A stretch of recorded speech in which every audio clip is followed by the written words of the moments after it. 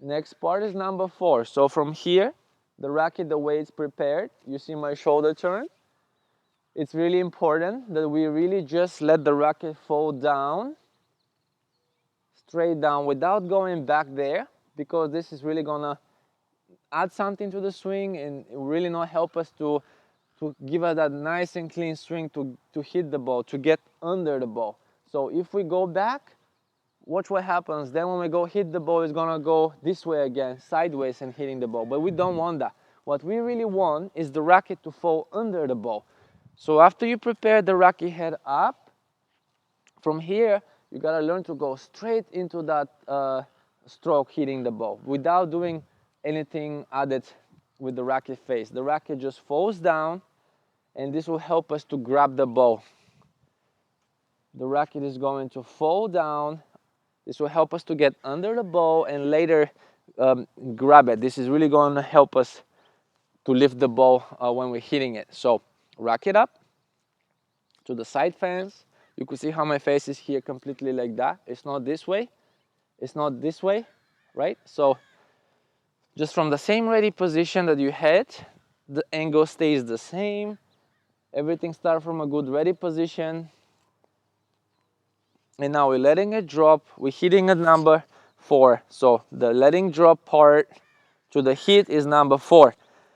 You could see how my arms is extended on the contact point. This is really going to help us to push forward better and give us more strength. You also see how my grips are already set up correctly, so I don't have to twist my wrist to do anything. Since I have the correct grips, I'm gonna have the good timing in front. You could see my racket is tilted a little bit. I'm hitting the ball in front. You want to hit it still on the level of the hip. And if you see it from this angle, the racket is just still the same like the forehand it was. It's straight like there. It's not this way or this way. Although some balls we gotta go here, but we just want to talk about the basic stuff right now. So we want to hit at the level of the hip. If it's gonna be the follow through to finish, you could see how my arms are now extended at the contact point because we really want to have that nice clean contact and not having the arms bent. So our arms are extended through the hit and we're gonna go forward with the racket face. This is the follow through and see how my arms keep extending forward. Now as you see here also my elbows, they went up. Now if you go with the elbows down, on the finish, the right elbow to finish low at the finishing point, you're really gonna shorten your follow through and you won't be able to put a lot of power on the ball. You won't be able to hit through the ball. So to develop that nice backhand, you really wanna go from the contact point forward and lifting up those elbows.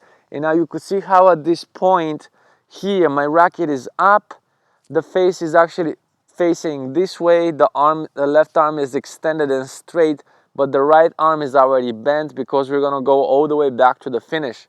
So from this point, you see how the racket just goes back, all the way back to the finish. And at the finishing part, elbows are up. The right elbow is in a flex point, flexing bicep position. It's a very easy position. It's very strong position to finish. Left elbow is in front of the chin, is not low. It is just in front of the chin and the racket is all the way back. Racket at the finish, I like to say, is like a ninja putting the sword back behind the back, like how the ninjas have the swords. So the kids really like that. It's fun for them to say it like that and just it's easy for them to remember.